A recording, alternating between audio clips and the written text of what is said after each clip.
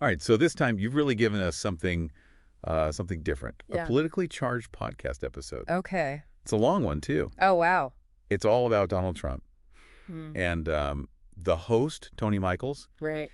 he doesn't hold back at all. Uh. He's actually calling Trump America's Hitler Oh. and comparing him to, like, a fascist dictator. Oh, wow. So, That's pretty intense. yeah, let's just dive in and see what this deep dive uncovers. Yeah, what strikes me right away is just the language itself. It's so strong, you know? That's aggressive. Michaels is really using really strong rhetoric to get his point across. Yeah, and it makes you wonder, what kind of impact does that kind of language have? Right, exactly. Like, what are the implications? And one of the things that really stood out to me was that story Oh, yeah. about John Kelly, Oh, my God. Trump's former chief of staff, Yeah.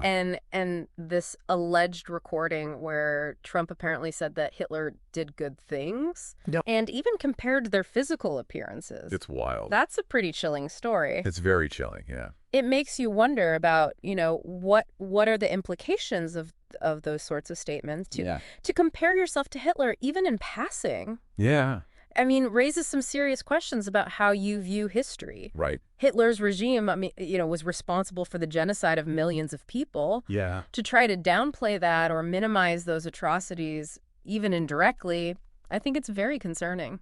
Yeah, absolutely. And Michaels doesn't stop there. No, he doesn't. He claims that Trump has this, like, death cult of supporters Wow. who are willing to do anything for him, Oh, gosh. even commit violence against other Americans. Okay. He points to his admiration for people like Putin and Kim Jong-un Right. Yeah. as evidence of, like, dictatorial ambitions. It's true that Trump has expressed admiration for those figures, Yeah. and that does raise an important question. Yeah. Is this just, tough talk, or are these authoritarian tendencies a real threat to American democracy? Right. I mean, to answer that, you need to look beyond just the rhetoric and look at what he actually did while in office. Yeah. Did he, erode democratic institutions? Right. Did he try to consolidate power? Well, Michaels definitely thinks so. Okay. He points to his attempts to overturn the 2020 election results as a prime example. Yeah. And then they're just the constant attacks on the media, Right. labeling them as fake news Yeah. and enemies of the people. Those attacks on the media are troubling. Very much so. I mean, a free and independent press is essential for democracy to function. Absolutely. When a leader starts to try to undermine trust in the media, Yeah. it just creates a breeding ground for misinformation Right. and for propaganda to spread. And Michaels doesn't let the media off the hook either. Okay. He accuses them of being complicit in Trump's rise to power, saying they gave him too much airtime and kind of normalized his behavior. That's an interesting accusation, and I think one worth unpacking a little bit. Okay? It's true that media coverage definitely played a role in his rise, but to what extent? Right. I mean, were they just simply reporting on him as a candidate? Right. Or did they actively help him by giving him this huge platform to spread his message? Right. Michaels argues that they gave him a megaphone, Okay. amplifying his divisive rhetoric Uh-huh. and not really holding him accountable for his lies and inconsistencies. Yeah. He goes as far as to say that they're partially responsible for the current political climate Wow. and the threat of violence. That's a pretty bold claim. It is a bold claim. I mean, I think it's important to examine the role of the media in shaping public opinion. Yeah. But it's also important to remember that they have a responsibility to report on things that are newsworthy. Right. So where do you draw that line Right. between objective reporting Right. and editorializing? Yeah, Michael seems to think that they crossed that line. And he's very critical of their coverage, calling them, weak cowards for not standing up to Trump more forcefully. Yeah, it seems like Michaels is holding the media to a pretty high standard here. He is. He seems to believe that they have this moral obligation to protect democracy Right. and that they should have actively worked against Trump's candidacy. Yeah. But traditionally, the role of the press has been to inform, Right. not necessarily to act as like a political force. Right. And this raises some tough questions about journalistic ethics and how far you can go with objectivity. Yeah, absolutely. And speaking of things getting complicated, Okay. Michaels also goes into the sudden closure of Tim Pool's show, Okay. who's a well-known right-wing commentator. Right. Apparently, it's all connected to allegations of Russian funding of right-wing media. The Tim Pool situation is definitely intriguing. It is. I think think it points to this larger conversation we need to have. Yes. About the influence of foreign money in politics and the spread of disinformation. Right. I mean, was Poole knowingly taking part in Russian propaganda efforts? Yeah. Or was he just kind of a pawn in a bigger game? Yeah. Michael seems to think that Poole was in over his head. Okay. Caught up in this system of, like, paid propaganda. Yeah. That ultimately took him down. Right. It makes you wonder how big this problem really is. It does. Are there other commentators out there pushing agendas they don't actually believe in just to get paid? That's a disturbing thought.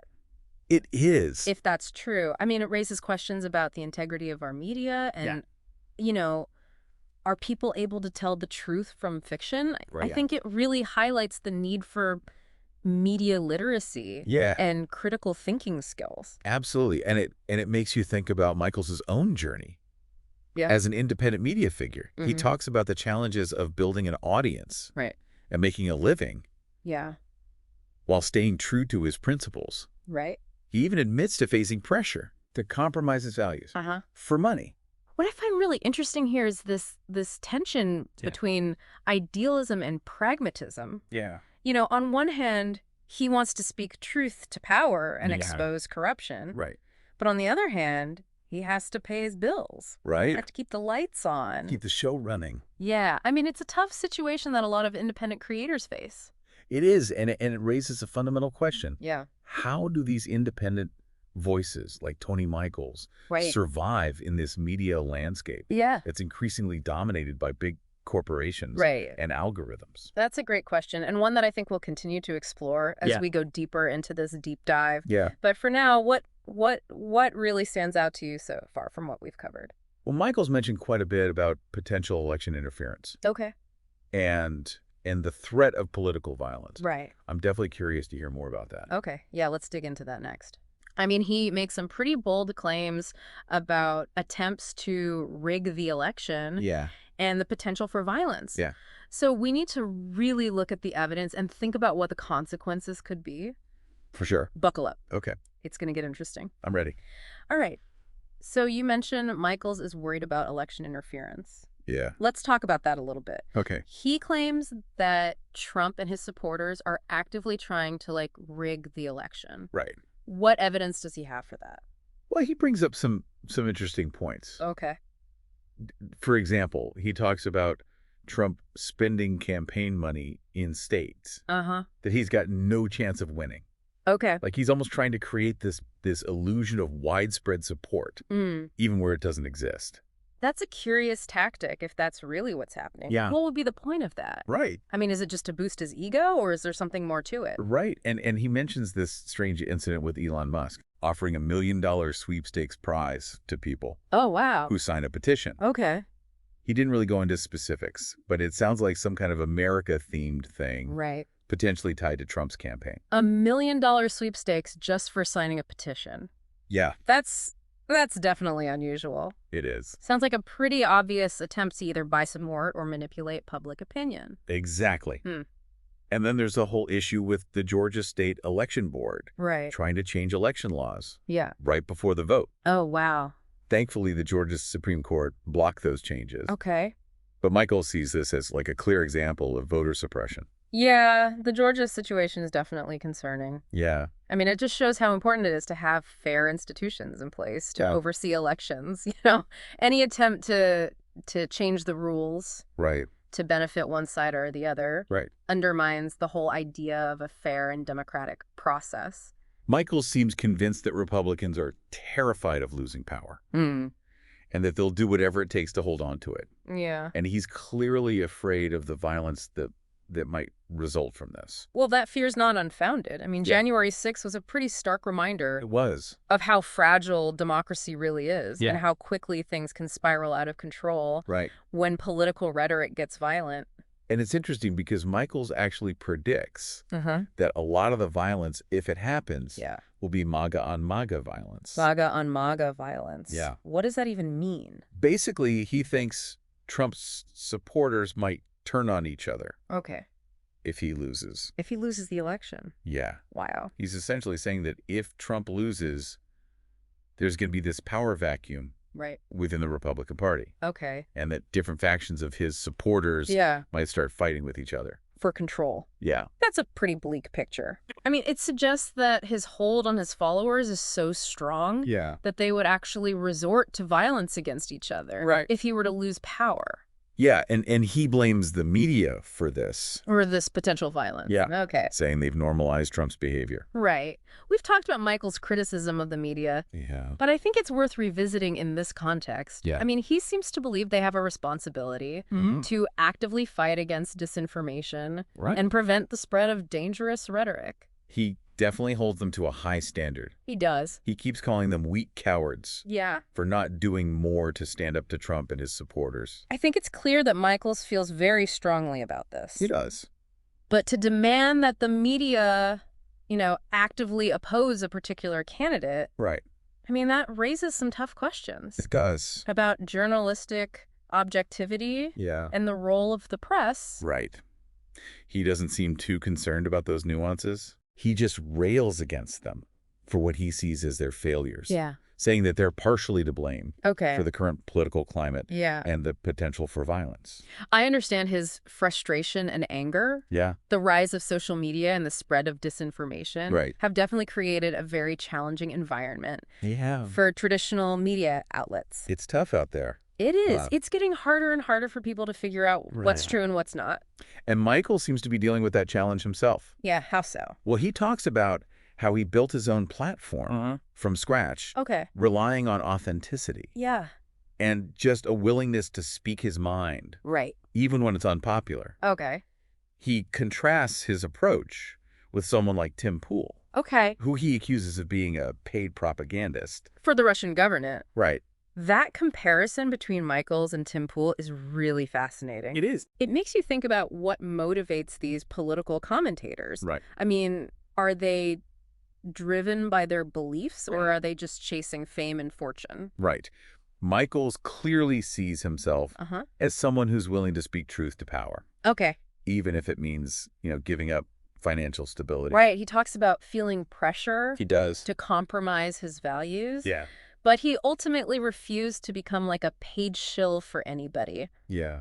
That's an interesting point. It is. It suggests there's this real tension between wanting to keep your journalistic integrity and actually being financially successful. Especially as an independent. Especially for independent voices who aren't backed by big corporations or, wealthy donors. He even brings up his own financial struggles. Does he? Yeah, saying that he's never been paid to push a particular agenda, even though he's faced hardship. It's almost like he's trying to present himself as like a beacon of authenticity in this sea of grifters and opportunists. That's a powerful image. Yeah. And it raises a question. What's that? What does it actually mean to be an authentic voice? In today's world. Yeah. Is it just about being honest and transparent? Right. Or is there something more to it? You're right. It is a good point. His rhetoric, it's fiery. Yeah. It's provocative. It is. It does make you think, what are the consequences of this kind of language? Right. Especially these days. Yeah. I mean. In this current political climate. Yeah. Well, on the one hand, his passion, his bold accusations, it could really energize his base and get them more politically active. Yeah. He's really tapping into this anger and frustration. Yeah, he's not holding back. No, he's not. But could it backfire too? It could. Could it actually divide the country even more? I mean, it's definitely possible when you start saying that your opponents aren't just wrong, but that they're evil or dangerous. Right. It makes it almost impossible to have a productive conversation. To even have a conversation. To find any middle ground. Right. And we've seen how easily things can get out of hand. We have. January 6th? Yeah. That was a scary reminder. It was a wake-up call. It was. About how dangerous political violence can be. And, it's like words matter. They do. They can incite action. Absolutely. Of good and bad. I think it's so important for all of us to really think critically about the information that we're taking in. Yeah. And to be aware of how inflammatory language can be. Michaels is walking a fine line. He is. I mean, he's trying to raise awareness about the threats to democracy. Right. But he's also using language that could provoke more division.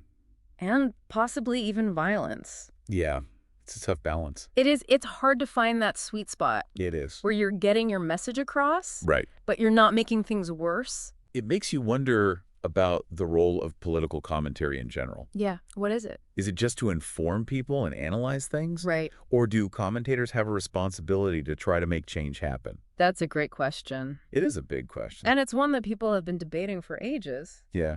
I don't think there's an easy answer. No. I mean, on the one hand, commentators should present information accurately and fairly. Right. But on the other hand, yeah, they have a right to their own opinions. Yes. And they can advocate for what they believe in. And Michaels is definitely not shy. No, he's not. About sharing his opinions. He's making some very bold accusations. He is. And he's calling for action. Yeah, he sees himself as a warrior. A warrior for democracy. Yeah, fighting for America. It's that warrior mentality that I think makes him so appealing to his listeners. Yeah. He's not just some talking head. No. He's a fighter. Yeah. A rebel. He's willing to challenge authority. Yes. And speak truth to power. So where do we go from here? That's the big question, isn't it? It is. I mean, how do we take all this anger and frustration and channel it into something positive, something that will actually make our democracy stronger? Instead of tearing it apart. Exactly. Yeah. That's the challenge. That's the million-dollar question. It is. This deep dive into Tony Michaels' podcast. Yeah. It's really exposed these raw nerves. Yeah. The deep divisions in our society. It's been a journey. It has. Through some pretty dark and difficult territory. It has. But I think it's also been enlightening. I agree. It's forced us to face some uncomfortable truths. Yeah. And to really ask ourselves some tough questions about what we believe. And who we are as a country. Exactly. And hopefully it's given you a better understanding of the things that are shaping our politics. I hope so. And maybe a renewed sense of how important it is to be involved. To be engaged in the process. Yeah. You know, the future of our democracy really depends on all of us. It does. You know, staying informed and being engaged. Participating in this whole messy, sometimes frustrating, but ultimately essential process of governing ourselves. It's not about blindly following any one person or ideology. It's about thinking for yourself. Exactly. Looking for different viewpoints and talking to people. Having conversations. Yeah, even when you disagree. As we've seen, there's no easy answers here. No quick fixes. It's complicated. But if we stay informed. Yeah. And we stay involved. And committed to our democracy. Yes. I think we can get through these crazy times. I think so too. And hopefully build a better world together. A more just world. Absolutely. A world where everyone has a chance. Well said. Thank you. Thank you.